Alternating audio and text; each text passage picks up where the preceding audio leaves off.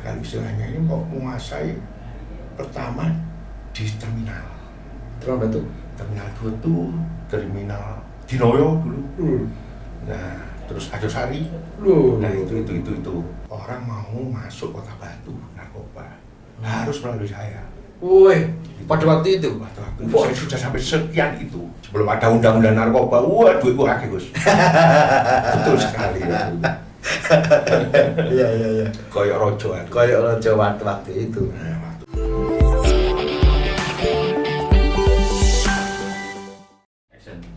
Assalamualaikum warahmatullahi wabarakatuh, sahabat dobat dimanapun berada. Kali ini program Sahabat Dobat menghadirkan narasumber yang luar biasa, Pak Ikhwan Edi. Assalamualaikum Pak Ikhwan Edi. Pak Ikhwan Edi ini nama resmi, tapi nama lahir, tapi nama panggungnya kan Pak Bedong. Iya. Itu ada cerita Pak Bedong? Itu kurang paham ya, Gus. Mungkin mulai kecil saya dapat nama itu. Saya dapat nama malah dari komunitas gitu. Oh, dari komunitas? Bukan dari keluarga atau apa, mungkin dari rekan-rekan teman-teman. Kalau tidak salah, Gus, saya itu lucu. Kecilnya itu kan zaman saya kan jarang orang pakai kaos ya. Iya, main-main kan cuma pakai celana tok. Iya. Nah, saya punya pusat itu bodong. Oh, bodong. Nah, mungkin itu. Iya. Nah, itu melekat sudah ya sampai sekarang. Pak Bedong itu. Pak Bedong itu. Tapi kalau dipanggil Pak Bedong itu santai aja. Enggak tersinggung. Karena kan justru Ikhwan Hadi itu jarang saya panggil. Saya dimanapun panggilannya waktu sekolah saya dipanggilnya Bedong. Pak Bedong ya. Sekarang di kantor BDM saya panggil Bedong. Bedong juga. Oh. Di kampung saya Bedong. Akhirnya koyo-koyo jenenge.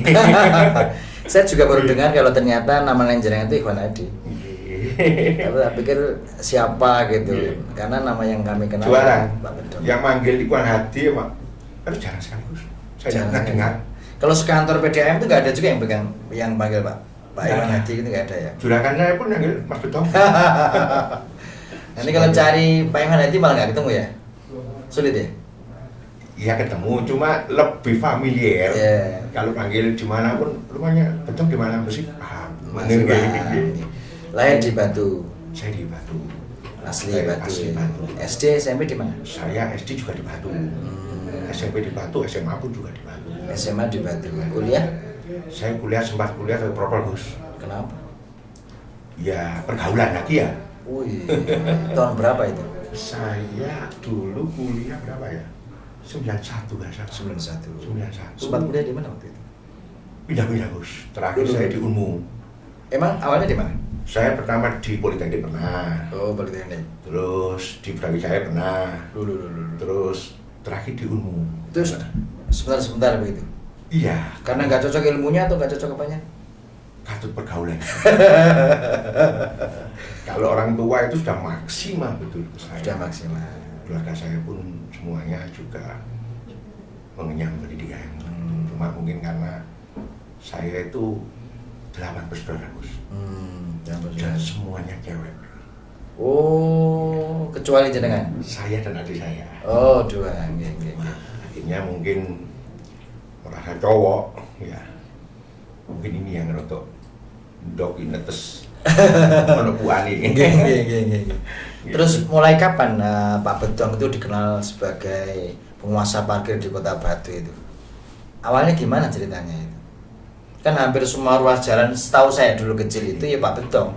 Jadi ada nama yang tidak pernah saya temui ya Pak Bedong itu. Ya akhir-akhirnya aja. Saya kan gini. Ini salah satu yang ada di tempat kita sebagai orang tua sekarang itu sedikit. Saya coba ngomong tua Didi. Ini pengaruh. Yang saya alami pengaruh terhadap apa ya? Perilaku yang muncul. Jadi gini, Gus. Makanya ini paling penting ini sekali. Dulu ini kan gini, waktu itu saya Gus, orang tua saya itu berusaha memberikan pendidikan anaknya sedemikian bagus ya, apa ya, maksimalnya usaha. Saya di Panjeman. Iya. Dengan mungkin paham di Banten. Oh, negeri para wali itu. Ya. Nah, tapi waktu itu mungkin orientasi orang tua aku sih ya. Dia Hmm. anaknya saya itu mungkin diberikan pendidikan dulu, satu-satunya pendidikan yang ada di Kota Batu itu malah yang paling apik di Katolikan gitu. Udah. Ya, kan gitu nggih. Di tahun itu Ya, ya. di tahun itu Oh, ya, iya, di tahun itu belum ada negeri, belum ada apa ya. Betul. Akhirnya itu. Lah mungkin karena faktor itu hampir keluarga saya itu mendapat kelakuan yang berbeda di kampung Oleh tetangga. oleh lingkungan. Oleh lingkungan, baik.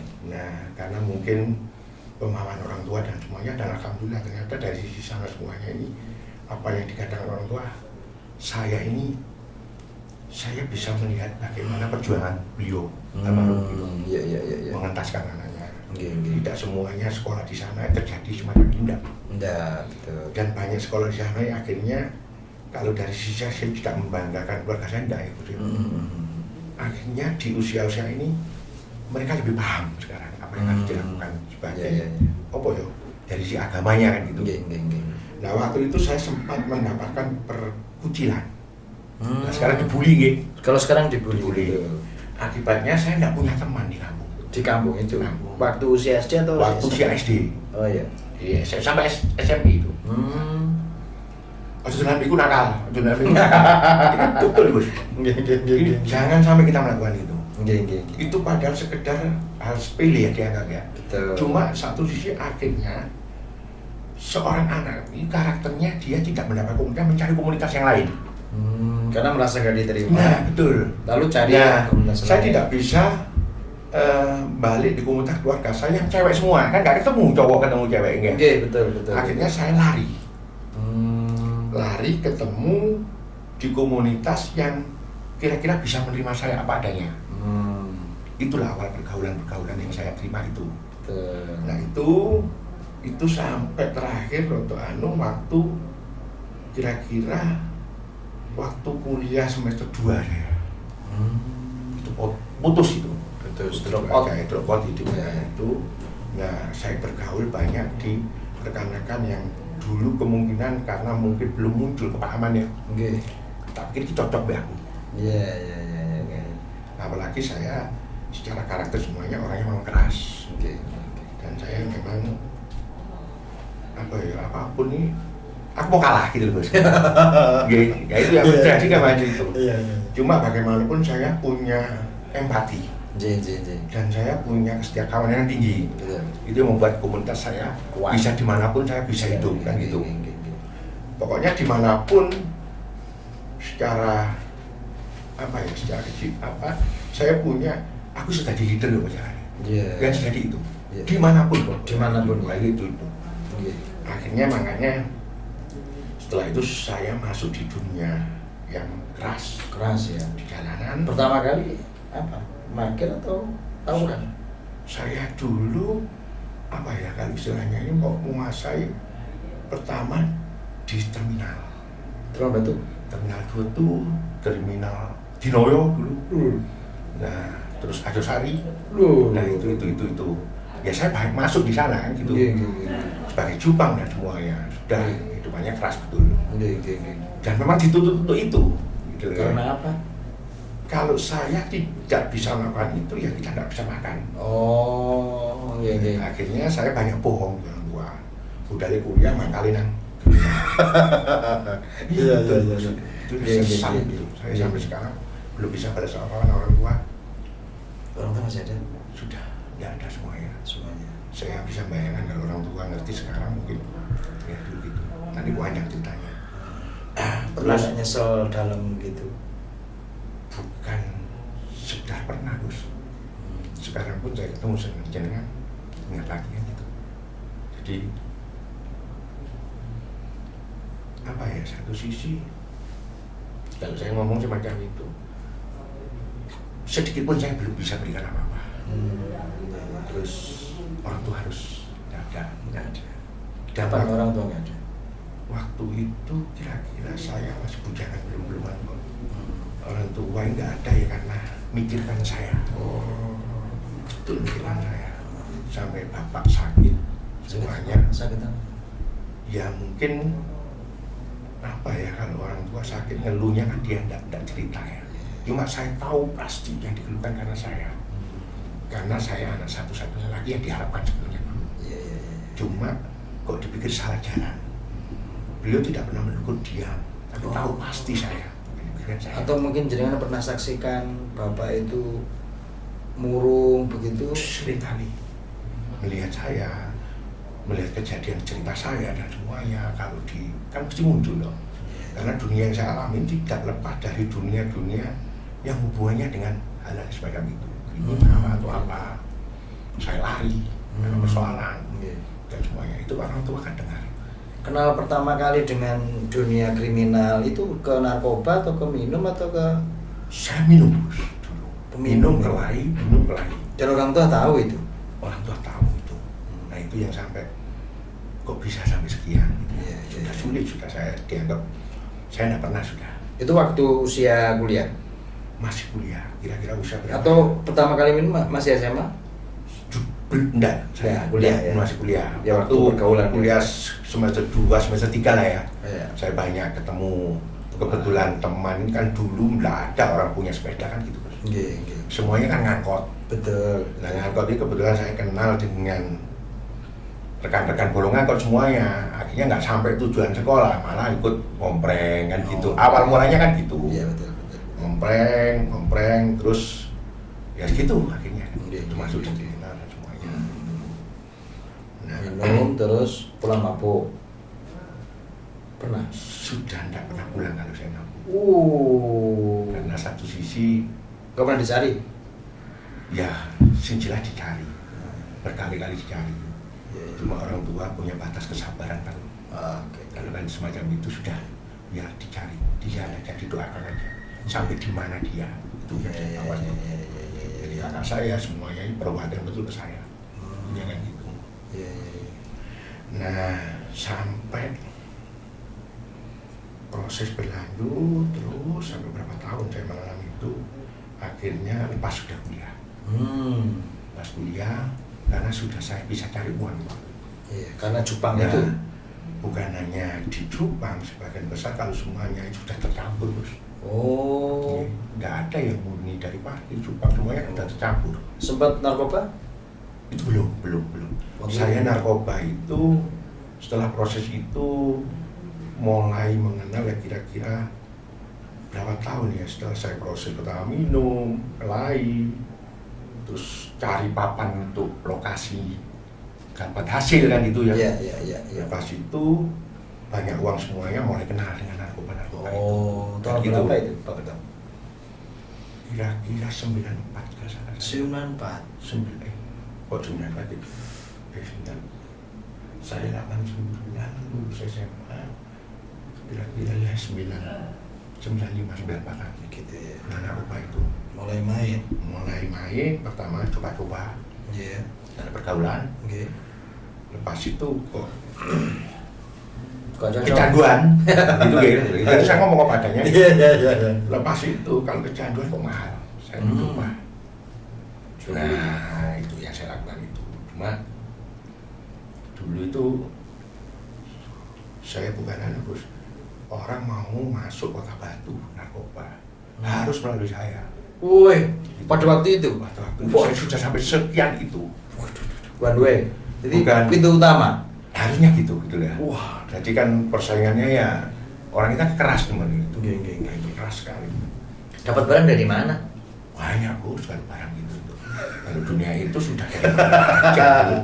Macam-macam Jawa Timur ada, sudah banyak. Jadi transaksinya bukan ons atau gram?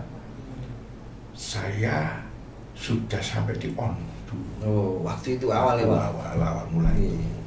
Sebelum ada undang-undang narkoba, wah duitku akeh Gus. Betul sekali ya. Iya. Koyok rojo waktu itu. Nah, waktu itu. Tapi ya gitu. Berapa pun nilai waktu itu Gus. Nuruti karepku gak tau ketemu. Gitu ya. Masuk duitku akeh. Nggih. Apa yang tidak bisa saya raih waktu itu? Betul. Cuma satu sisi tidak ada suatu kepuasan batin yang saya dapat. Pernah ketangkap polisi nggak?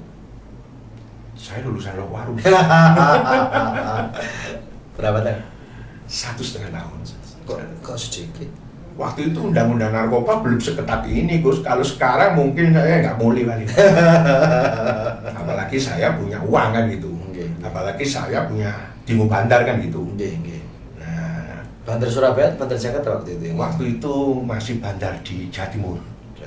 Pamekasan lah semuanya banyak gitu. Iya, Pamekasan. Nah itu waktu itu akhirnya mereka yang bantu untuk nebusin dan semuanya. Gitu. Nah, ini dunia waktu itu semuanya gitu. Tapi waktu itu saya sudah terlalu bablas Gus. Sampai saya ketangkep itu. Ketangkapnya di mana waktu itu? Saya waktu itu sudah sudah jauh sudah. Saya malah sudah rumah tangga dulu. Rumah tangga pertama.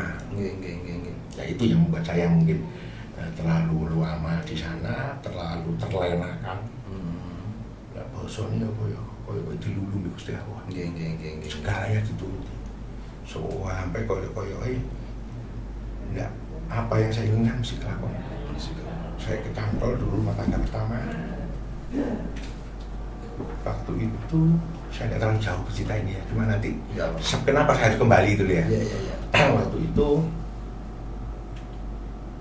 saya rumah tangga, bosone kudu rumah tangga Gus. Ular tangga. Kenapa emang? Jadi apa ya, tidak ada orientasi dan alhamdulillah waktu itu saya belum dikasih momongan 9 tahun dari rumah tangga. Di awal. Ya karena faktor apa? Akhirnya saya tahu jawabnya sekarang. Gusti Allah itu benar-benar sayang lah aku dipanggil. Waktu itu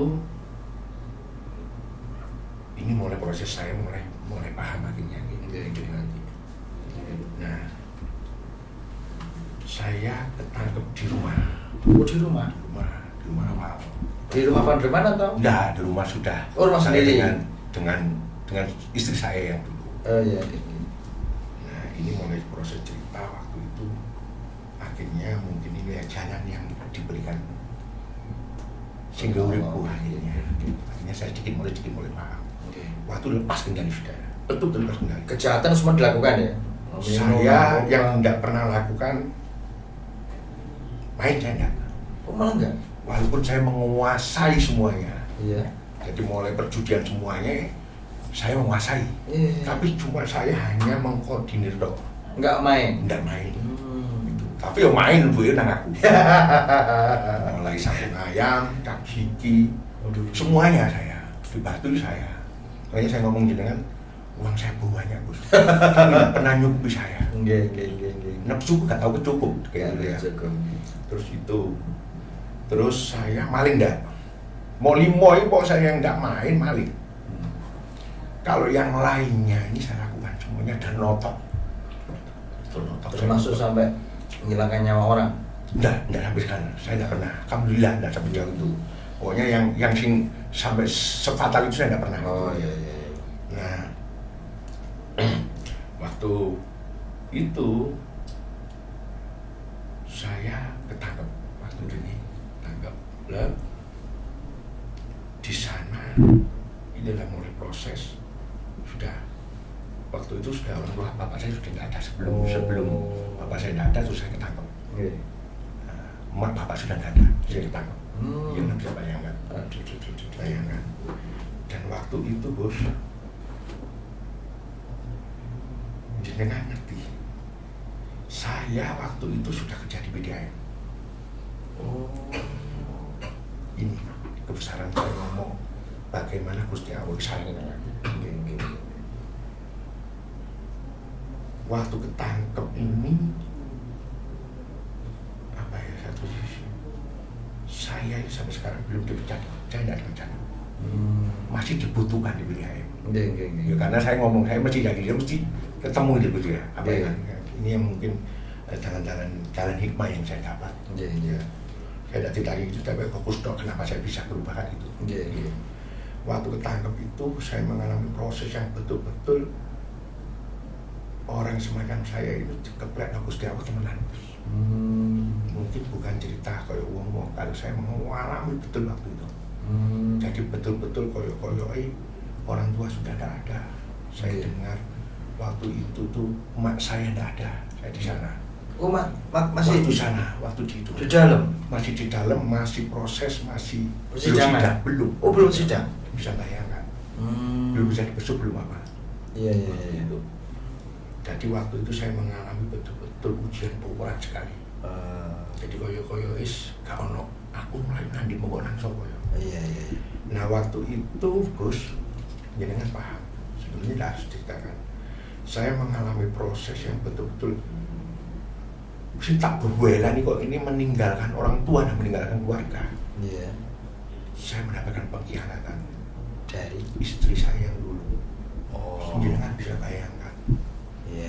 Padahal kan hasil support ya. Nah itu.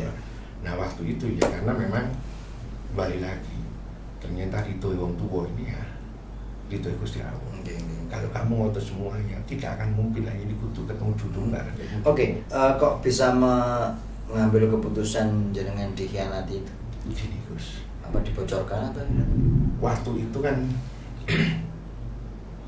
berita di luar kan segampang kayak walaupun saya tidak pegang HP kan komunikasi gampang. Iya. Apalagi saya punya akses komunikasi teman-teman banyak gitu. Jadi saya tahu pasti apa yang dilakukan di luar. Sampai itu dari ya sekarang ya memang kita punya jalan sendiri ya.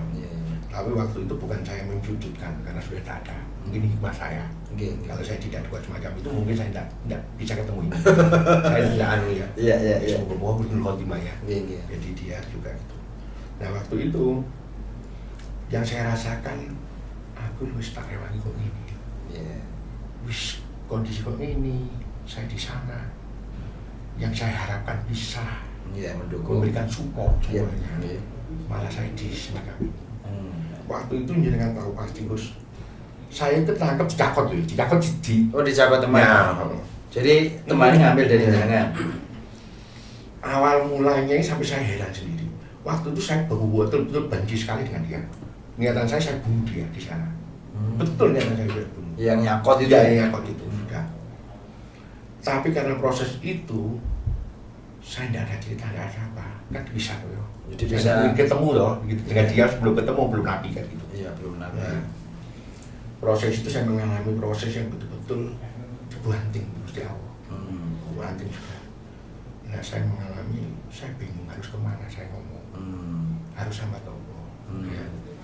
Akhirnya saya isu-isu ini saya mencoba mendekat ke suatu. Ini apa? Saya mencoba mendekat ini dari sana saya mulai ngerti. Asal mulanya sampai kejadian ini aku sengaja mau mantel benci habis nyakot. Ini menjadi kok dulurku loh. Kalau tanpa dia mungkin aku gak ngerti ini. Oh di sana ya? Di sana itu bayangkan sama. Berarti belajar sholat. Nah waktu itu di sana. Belajar wudu di sana. Di sana semuanya. Di Lowaru. Di Lowaru. Yang ngajari kebetulan di sana kan saya juga pernah ngaji. Oh baik. Dulu saya itu muridnya Abah Asad di Pademan, Pak almarhum Pak Saiful Makhori. Abah Asad. Nah, dikit-dikit saya masih bisa. Yeah. Apalagi orang tua saya kalau masalah agama ketat sekali. Yeah, betul. Jadi masih ada lah dasar-dasar pemahaman yang diberikan dari keluarga maupun dari itu. Nah, dari sana mulai saya belajar. Saya total waktu itu. Totali berusaha ya supaya saya tidak bisa lari kemanapun kecuali ke dia yang percaya itu. Nah itu ini baik prosesnya ini panjang juga. Sampai kasaran ini saya bisa menemukan awakku dewi gitu ya. Saya menemukan sopo sih aku. Nah banyak sekali itu. Inilah proses-proses mulai awal, mulai sedikit-sedikit mungkin yang diberikan yang jenenge apa ya petunjuknya itu yang dapat itu. Nah itu, nah terus lepas itu Gus karena wis gak ono meneh aku cerita nang kanca sak dicari kok sumpeke. Iya. Kok cerita ngene lah, kasusku aku guru-guru kok nyeritane kok. Iya. Iya. Terus aku kemana? Nang tembok. Nggak mungkin toh. Nggak mungkin. Ya. Akhirnya mau gak mau ya iso-iso ngedep. Ngedep. Nah, ngedep itulah waktu awal mulai proses saya sampai ada satu sisi bahwa saya mengerti betul apa yang saya lakukan itu. Begitu. Dan saya sangat berdosa waktu itu. Dan bayangan dosa orang tua, dosa saudara dan semuanya. Nah, Sergap sholat ya di sana ya? di sana waktu itu hampir saya bukan hanya sekedar kewajiban waktu itu saya lakukan. Sunah-sunah juga? Sunah-sunah saya betul-betul saya tegakkan waktu Oke. itu. Koncoku turu, koncoku ngorok, saya bersoal mendekat. Sampai koyo-koyo saya dibukakan total waktu itu. Dibukakan total ini, ya kan paham waktu itu.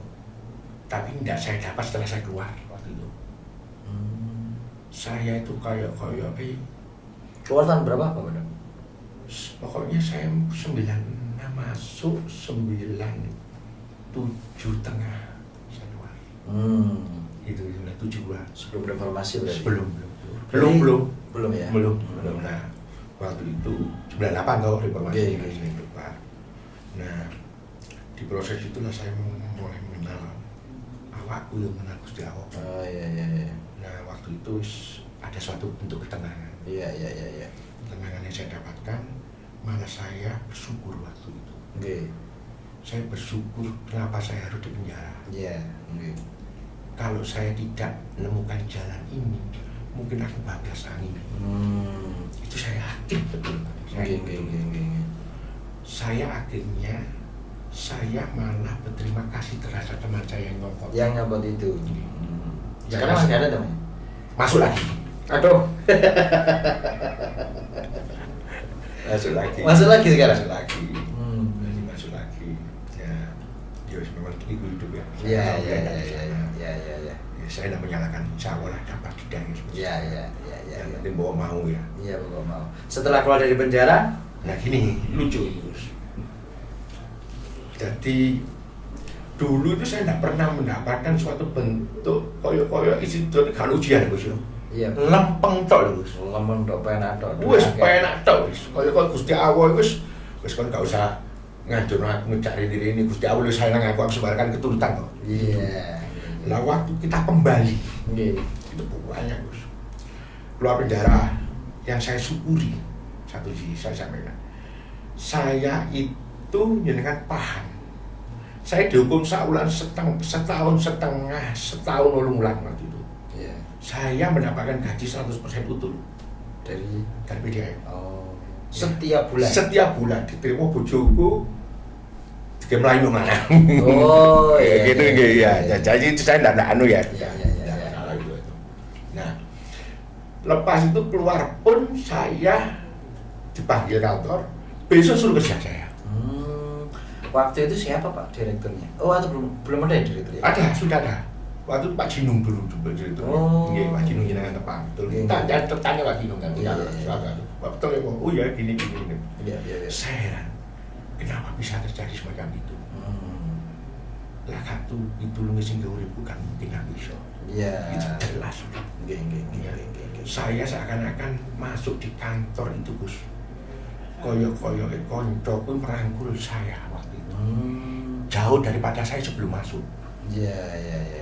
Koyo-koyo koncoku memberikan perhatian penuh di bagianku, tanganku. Yang Pak, mulai ke Pak Jinung semua sampai semuanya. Saya paham betul. Jadi mungkin hasil saya mencoba mendekat komisi ini yang terjadi itu.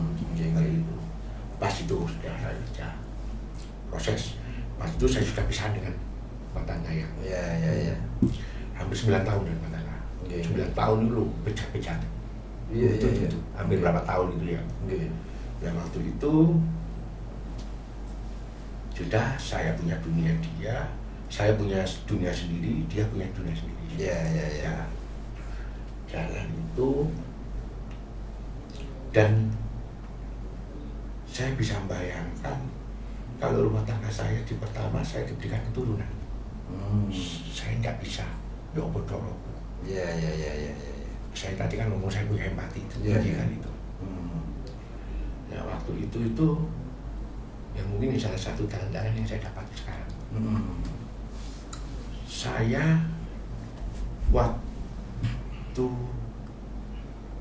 rumah tangga pertama ini walaupun saya tidak ada hasil turunan dari saya, saya itu punya momongan. Anak momongan dan semua ya. Dan saya tidak pernah menganggap dia momongan. Koyo wis anak sendiri. Nah, itu ya terjadi itu. Sudah lah. Wis koyo bapak be anak ini ya. Iya.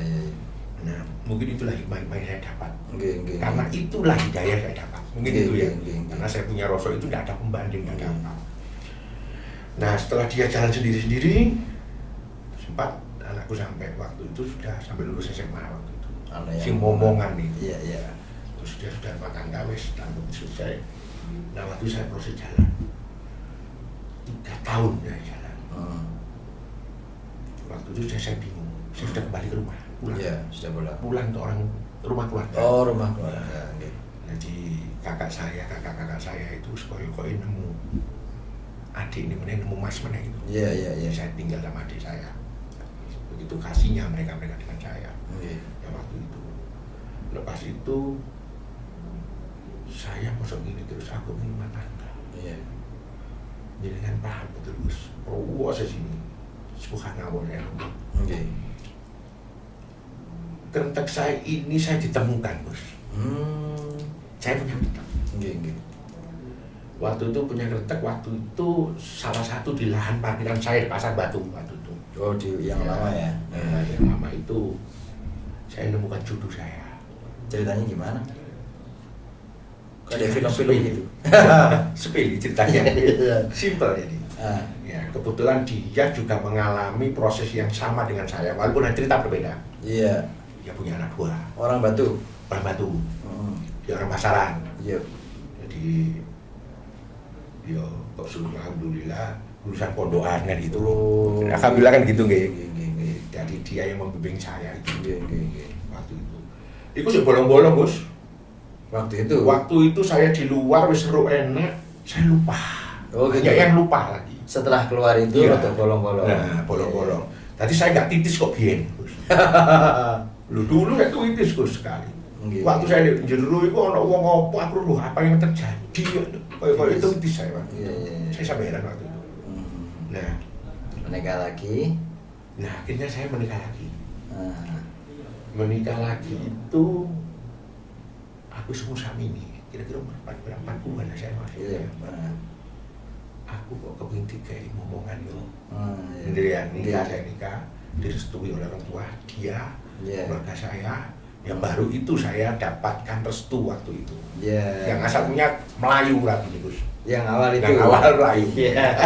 Karena kalau Melayu tak kok Melayu. Ditinggal Melayu. Nah, Melayu ditinggal Melayu. Itu jadi itu nih. Saya tahu pasti itu. Iya. Nah, akhirnya di rumah tangga yang kedua ini ya saya nemu. Alhamdulillah Gus.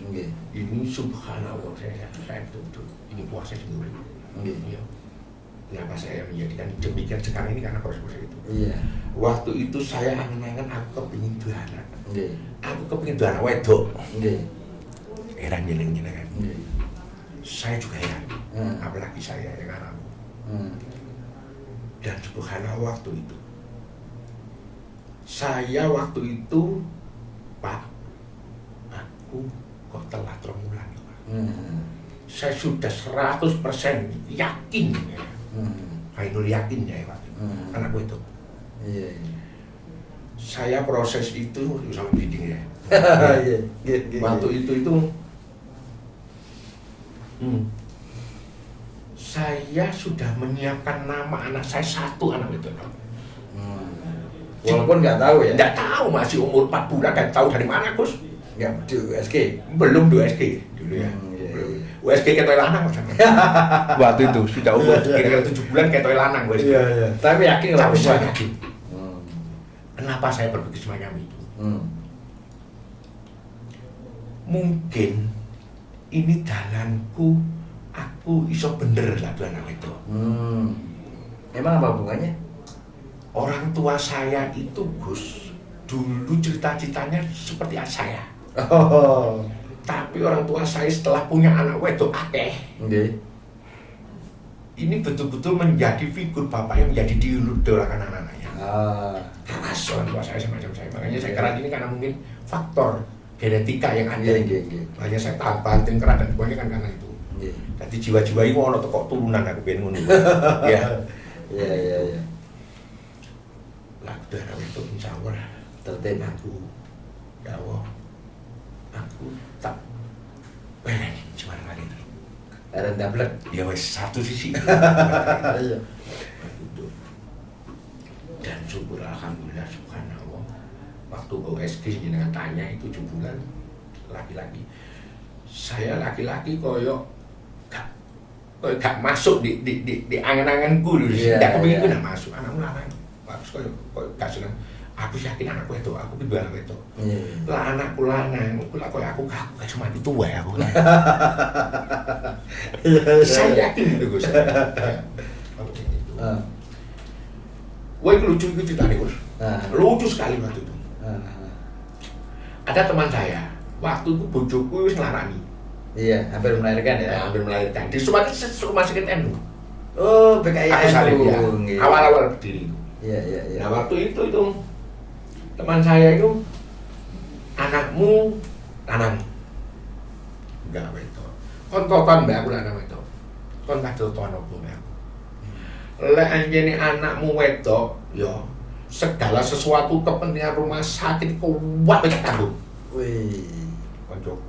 Iya. Podoan. Iya. Ya podo dua lagi ya. Iya. Ayo. Lek anakku lanang. Ya tanggung dewi ya. Ngono koncoku itu gitu Gus ya. Lucu itu. Iya. Waktu itu. Ya, saya sampai heran. Lah kok sampai biaya sampai operasi semua aksi nanggung. Gitu ya, sampai segitu ya. Sampai segitu wis.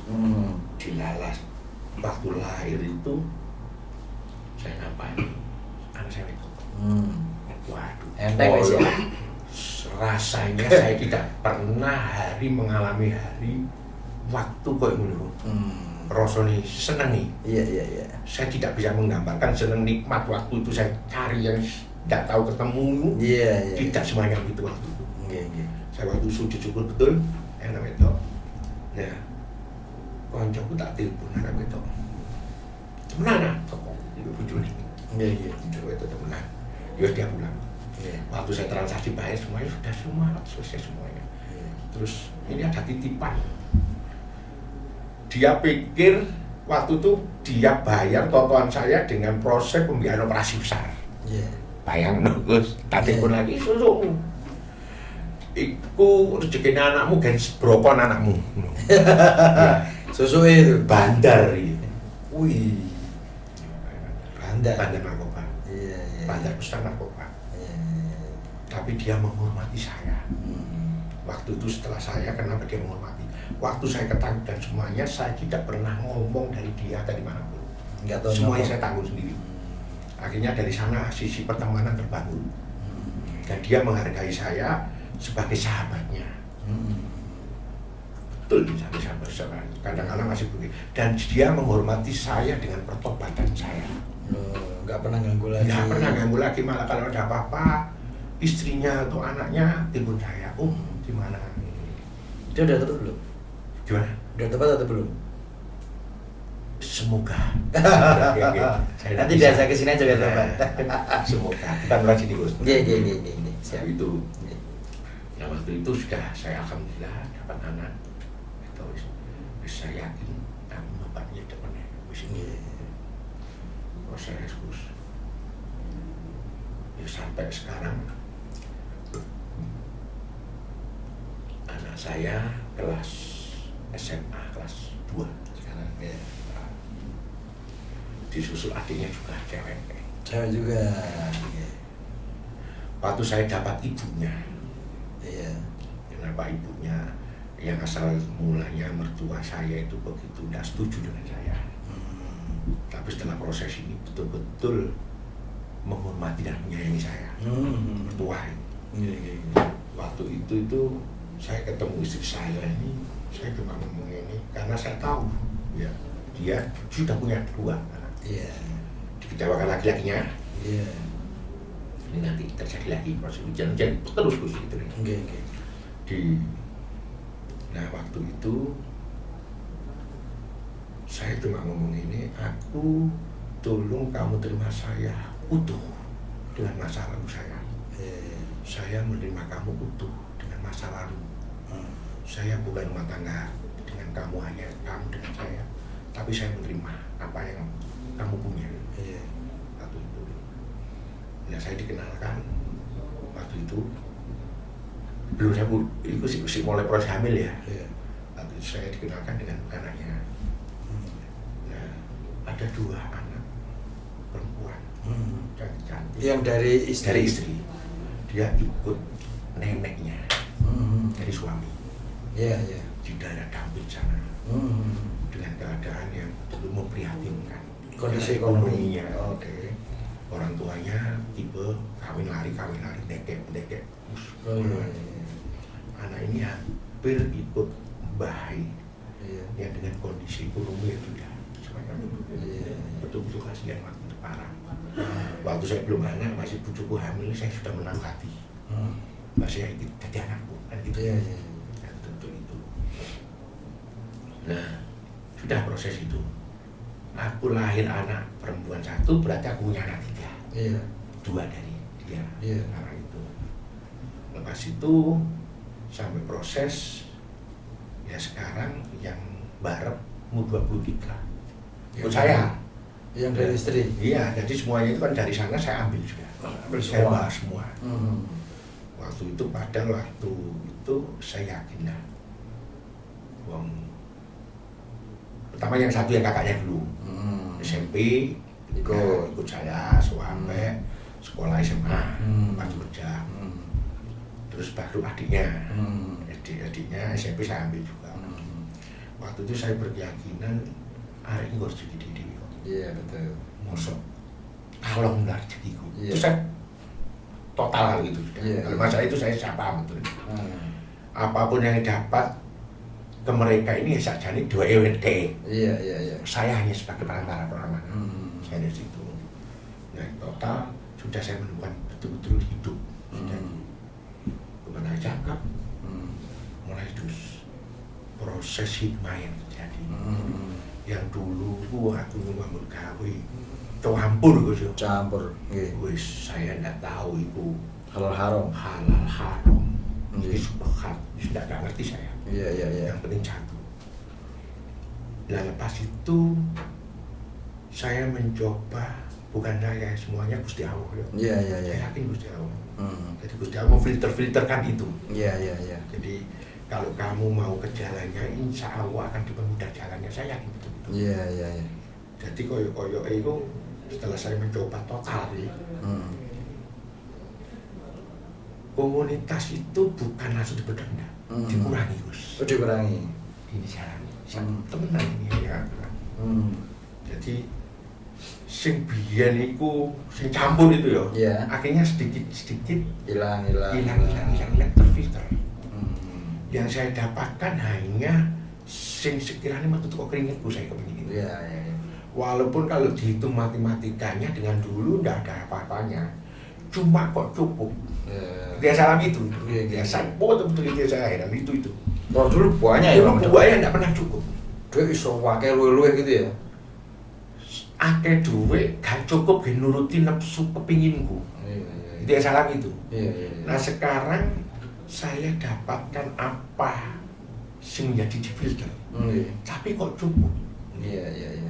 Ternyata itu sejarah rezeki ini baru Sekarang udah totalitas tobat sudah ya, sak keluarga, sak anak, baik semua. Alhamdulillah bukan totalitas, saya di arah jalan itu. Iya, menuju ke sana lah kira-kira gitu. Moga-moga ini selalu dimudahkan. Amin. Ya. Moga-moga inilah jalan terakhir hidup yang saya dapat gitu. Kalau saya melihat dulu kan gitu. Apalagi kan anak-anak perempuan apa betul? Apalagi anak perempuan, dan syukur alhamdulillah Gus, saya punya anak itu betul-betul menurut saya ini anak yang istimewa. Oh, siap. Yang betul-betul anak-anak yang bisa membanggakan orang tuanya. Oh iya. Dari anak 2 yang saya dapat itu bisa memberikan pendidikan anak-adiknya ini. Jadi contoh akhirnya. Iya.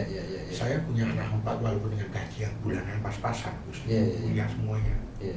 Semua kuliah ya? Semuanya kuliah. Yang 2 sudah kuliah. Yang 1 lulus, yang 2 ini masuk kuliah semester semester 4 sekarang ya. Iya. Terkenal itu di UM ini.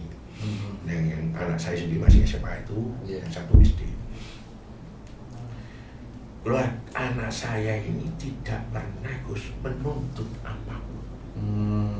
Lah gak tak lungno di meja ya Dek. Nggak minta. Oh. Dan saya punya anak yang tidak seperti yang lainnya. Dia banyak di rumah manu.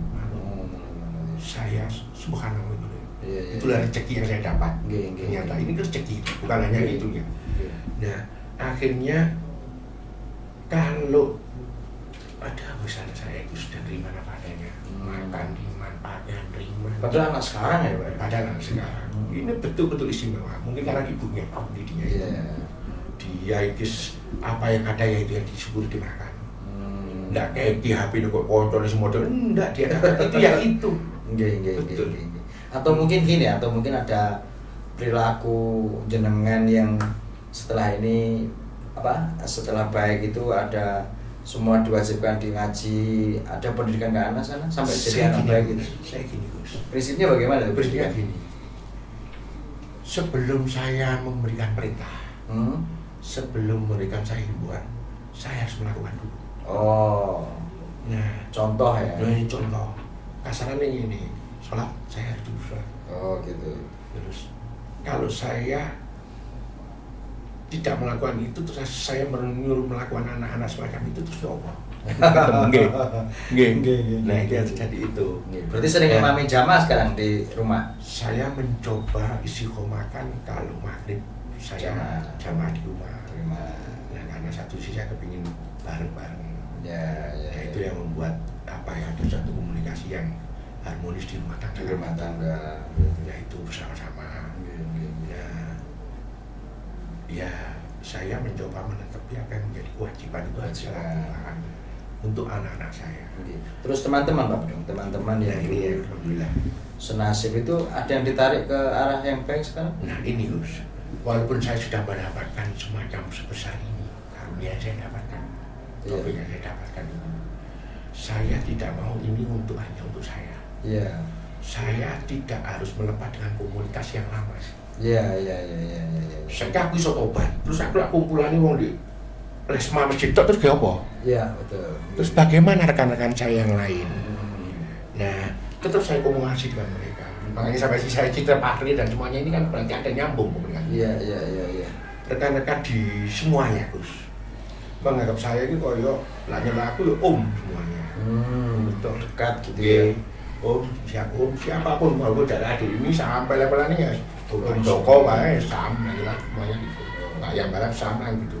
Iya. Nah, karena saya tidak menjaga jarak dengan mereka. Wong sekarang ini kalau ketemu saya waktu dia minum itu ya, gue ngomongin itu minum dicek-cek lah. Sungkan om betong. Sungkan ada om betong. Nah, Nah, saya selalu memberikan walaupun saya iso. iya.